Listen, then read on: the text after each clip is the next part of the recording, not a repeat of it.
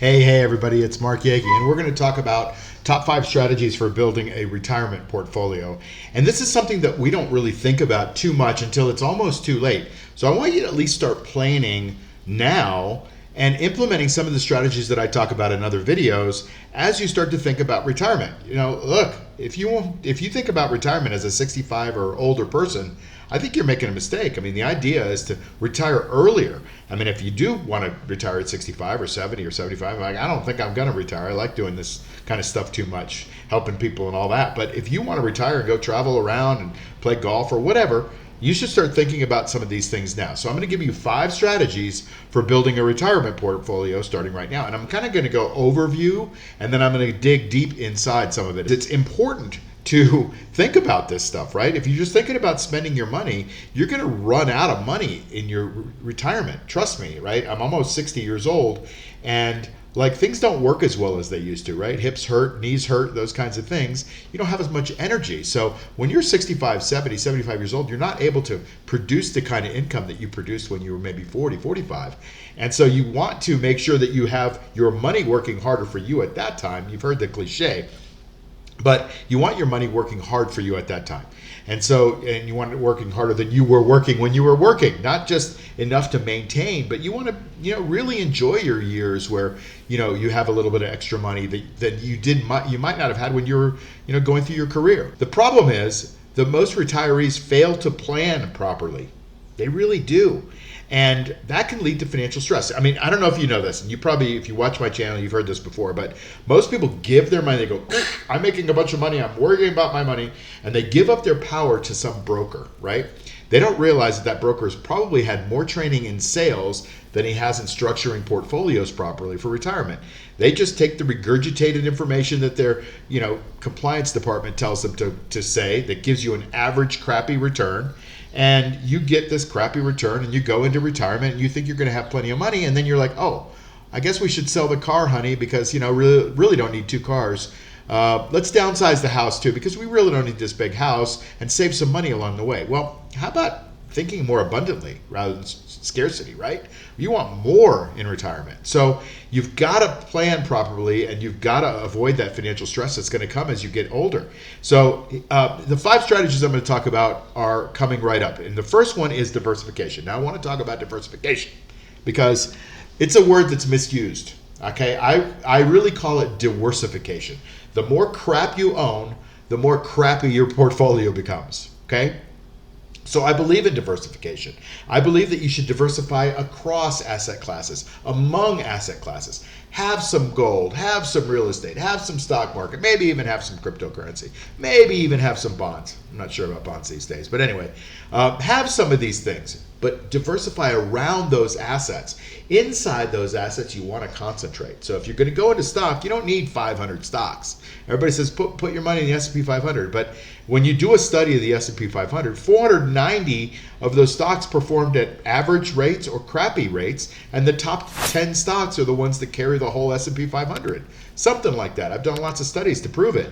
And so why not spend your time finding those top 10 instead of just throwing your money at the S&P 500? Yeah, I know it's easier said than done, but I have strategies for that. Okay, if you're going to be in real estate, don't be in single family houses and strip malls and storage and apartments. Pick one. Be awesome in apartments. Be awesome in storage. Own a portfolio of single family houses if that's what you want. But you can't know all the metrics and all the markets and all the real estate ways to invest. So, the way to do it is to reduce risk by concentrating and being an expert in those asset classes, okay? And don't put all your eggs in one basket when it comes to those different asset classes, right? Don't put it all on cryptocurrency, and then if cryptocurrency goes down and you have to retire and you can't wait for it to come back up, you're screwed. You don't want that. So, I believe in putting your assets inside a class like real estate or stocks or bond, whatever, and then just putting all your eggs in that basket and watching that basket very carefully. And then having another basket over here where it's real estate, and you watch that very carefully. And that's your diversification, right? Too much diversification is counterproductive. I'm going to say it again. Too much diversification works against you. It's counterproductive. So don't do it. I know it's easy, and the temptation is give your money up and your power over to somebody else and diversify it. You'll get a crappy, average, poo-poo return, right? So I want you to change your mindset on that. I think that you need to be in income producing investments. I have a bunch of, or I've had a bunch of investments like land, for example, and you buy a piece of land and you wait and you wait and you wait and you don't get any cash flow. In fact, you're paying for maintenance and you're paying for taxes, and you wait and you wait and you wait, and inflation's going to take it up, right? That's what ends up happening. You don't make money while you're waiting. You just hope that inflation takes it up and then you sell it one day. All you've done was hedge inflation. Let me talk about inflation for just a second. I have other videos out there that talk about what real inflation is. And the Fed is telling you that inflation is about 3% these days, right? They're full of crap. It's not 3%. You know it, I know it, everybody knows it. It's not 3%. Your eggs didn't go up from $1 to $1.03. They went up from $1 to $2.87. Your car payment didn't go up from, $299 a month to, to $312 a month. It went up from $299 a month to $699 a month or $799 a month. Your rent didn't go from $1,250 a month, right? If that's an apartment, for example, to $1,300 a month. It went to $33,000. Inflation is 11.1%, guys. This is my study that I did. Me and my friend at ChatGPT. I call her Sarah. Me and Sarah did a study, and it's 11.1% for my basket of goods. Now, I don't have a phenomenal basket of goods. It's totally different than anybody else, but I can tell you my costs are going up 11% a year over the last 4 years. So if you're not at least getting 11%, you're going backwards in terms of purchasing power. So 11% is the base benchmark. If the S&P 500 is getting 11%, cool. You're not losing money to buying power, to purchasing power, but you're not gaining. So you got to get 11% to break even. That's your zero. And then above that is where your growth is. So now, unfortunately, with the way the Fed's printed money, the way things are structured, the way we're just spending money like drunken sailors, that money has to now be made up. And that's, you have to beat a benchmark of inflation. Not of 2%, not of 3%, but of 11%. Do you believe me? Please believe me on this. If you don't, when you retire, you're going to be like, well, houses now cost $1 million and we can't afford to live in $1 million house. So you're going to downsize to an apartment and your lifestyle is going to change. I'm trying to get you to avoid that and think like a wealthy person, right? Think like somebody that understands retirement planning. You need steady income, right? If you have steady income in your career, if you have steady income in your life between 25 and 65, why wouldn't you want steady income between 65 and 95? You've got to structure it like that. So income producing investments all along the way is going to help you do it, rather than just hoping it's going to go up in value. I talk about covered calls. Covered calls is a way to buy a stock and sell options against it and create income. It's a way that gets way more than 11.1% a year to beat inflation. It's an excellent way to make income. And if you're watching some of my channels, you get 11.1% in a month in some of these investments that we're doing. And so it gives you the control that you may need to be able to make that income producing investment pay off for not just now, but in retirement and vice versa. Some people like dividend paying stocks, and dividend paying stocks are fine. If you want to get 7% a year, that's what some of these dividend paying stocks that are safe do. 7% ain't 11%, so you're losing 4% a year in buying power by just being in dividend-paying stocks. Hopefully the stock will go up to make up for that, but usually they're really kind of quiet stocks. They kind of move up very slowly. So you're not getting ahead of inflation so much by buying dividend-paying stocks. You got to create your own dividends. That's what we do with covered calls. And so I suggest that you check it out. If not from me, from somebody else. Covered calls are an amazing way to create your own dividend. Real estate, though, is excellent at creating dividends, at creating income. So look at real estate if you don't have that as part of your portfolio, if that's your bag. It's not as much my bag anymore as it used to be. My dad was a real estate guy and a stock market guy, and he really tried to get me to go to real estate. And I kind of like real estate, but real estate's kind of slow. It has some great tax advantages. It has some great long-term advantages. But, real estate, I don't like cleaning toilets out at 2 o'clock in the morning, and I've had to do that in my real estate past. And I prefer covered calls. I prefer stocks and selling income and creating my own income. But real estates are great. If you don't like to have the physical real estate, you can invest in real estate investment trusts. By law, they have to pay out a certain amount of money in dividend, and you can usually make more than dividend-paying stocks by going into real estate investment trusts called REITs. Annuities are other options, but I don't really like annuities because I think everybody gets paid except for you. They guarantee you some 8% return, and then when you go to cash it in, it's like they're like, oh, you didn't read the fine print. It's not really 8%, and the broker gets paid up front, like with your money, and you've got to put it in there for a long time. So there's a lot of downsides to annuities, but if you want to do annuities, that's certainly an income producing investment that you should look at. Bitcoin doesn't produce income. Gold doesn't produce income. These are other kinds of investments. You want to look at income producing investments. So stocks, dividend paying stocks, real estate investment trusts, real estate itself, and maybe looking at selling covered calls as an option as well. All right, so managing risk and asset allocation. That's strategy number 3. And so what happens is as we get a little older, because we have less time to invest, right? When you're 30, you've got 35 years until you're 65. But when you're 55, you only got 10 years, right? You lose all that compounding value. And when you lose that compounding value, you've got to make up for that by being a little bit more aggressive. Unfortunately, at that period of time, you don't want to lose money, so you get less aggressive, which means the older you get, the less aggressive you want to be with your money. Makes sense, right? So you've got to be careful. You've got to take your chances early in life so that you can make up for them with time. But you also want to make sure that you're taking enough risk. Okay? So it's a balance. Like you've got to take a bunch of risk, but you can't be zero risk. You got to take enough risk to make it grow, right? Safe investments like bonds is what most people put their money in. I know a bunch of doctors that shovel their money over to some broker, and the broker puts them into $1 million portfolio of treasuries, and they make 3.5%, 4.5%. That's not 11%, guys. They're losing money. The broker's not getting sued because he's got them in a safe investment. And it's like the worst possible thing you can invest in. Why? Well, if you've looked at the chart, take a look at this chart. It shows you what treasuries have done just in the last couple of years. They've gone down 50%. So you're making this safe 4%, but you've lost 50% of your principal. So when you look at your portfolio, you're like, oh my God, I'm down 50%, but I made 4% in income. Well, that's great. Right? That's great. So watch out for these safe money things, CDs, bonds, treasury inflation protected securities. They're not really indexed to real treasury.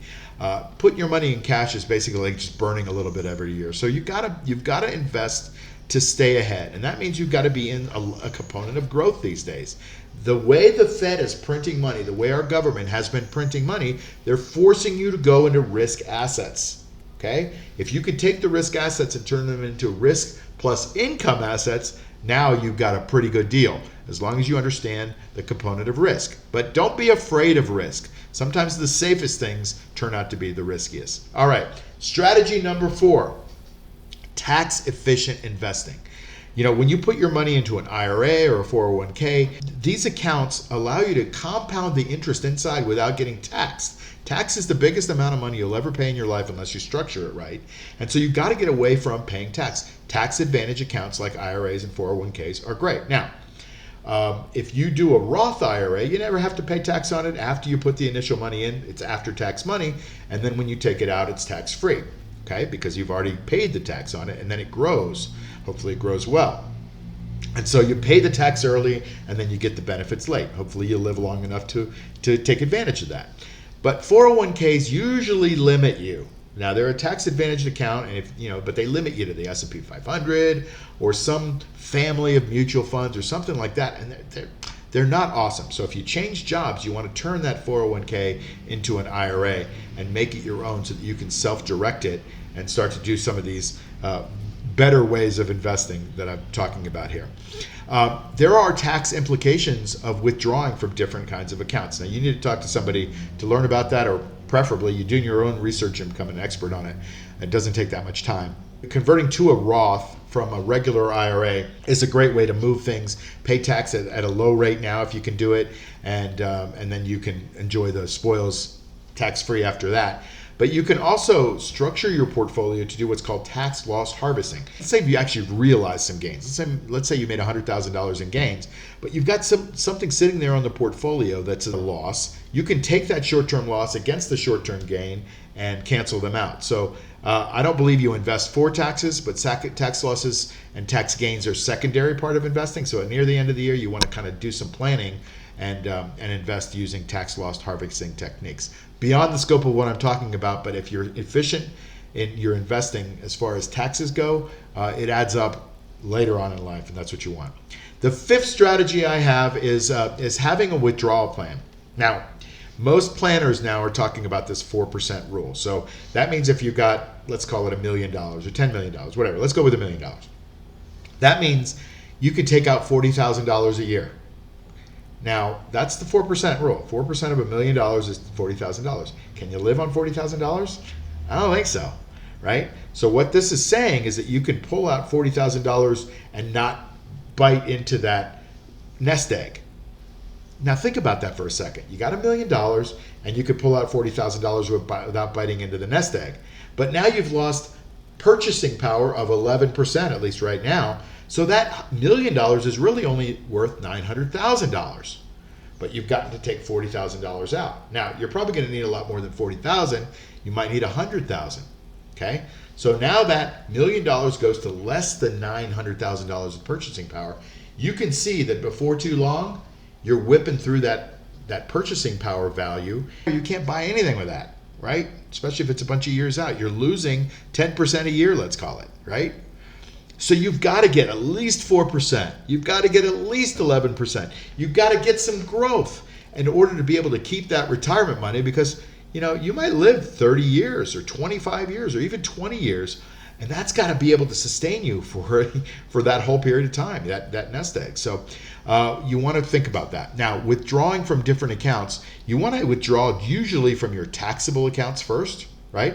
And then your tax deferred accounts later. You let them grow a little bit longer, and then you can do that. And so you've got to keep in mind also required minimum distributions. The government doesn't let you put your money into an IRA and just leave it in there forever. It wants you to take those monies out so that they can tax you on them if they're taxable, right? They want you to get them circulating in the economy. So they're going to tell you, hey, by 72, 73, whatever the year is, by the time you get there, you're going to have to start taking some of the money out, or we're going to tax you on it anyway. You're going to pay a fine.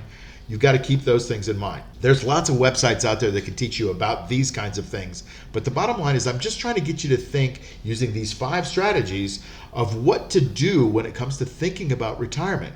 And I want you to start thinking about it now. Maybe right after this video, you sit down and you come up with a plan for tax deferral, a plan for IRAs, a plan for what your investments are.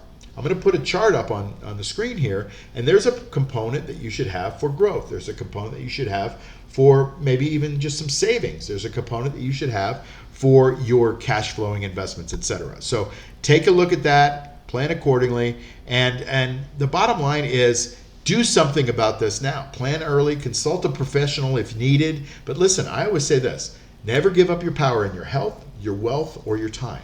Take control of those things. They're the most important things in your life. Your financial stuff is way too important for you to just shovel your money over to somebody else.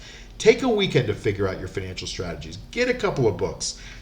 You should be in control. Yes, I know it's intimidating if you haven't been.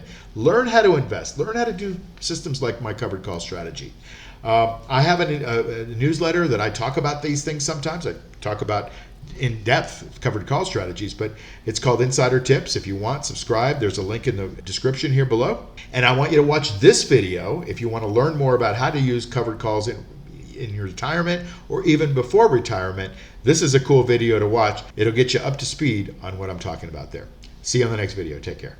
Hey, it's Mark Yagi, and if you haven't subscribed to this channel, please do that right now. That would be a great favor to me, and plus it helps me get this material out to a lot of other people that might need it. I've got a little bit of a movement going on here, and I want to try to change the world one person at a time, showing them that you can make safe, reliable income from the stock market. And plus it helps to grow the channel a little bit. Also, if you would give me a thumbs up on the video and like it, great. If you don't like it, give me a thumbs down, that's cool. But just tell me why you don't like it so I can get better. And then hit the notification bell so you can get these videos as soon as they come out, because a lot of times this is timely information and you want to get that information before it gets stale. The last thing is to join my free Insider Tips newsletter. There's a link below and you get everything in one spot. You get breaking news and analysis also. So that would be great if you could do that too. See you soon.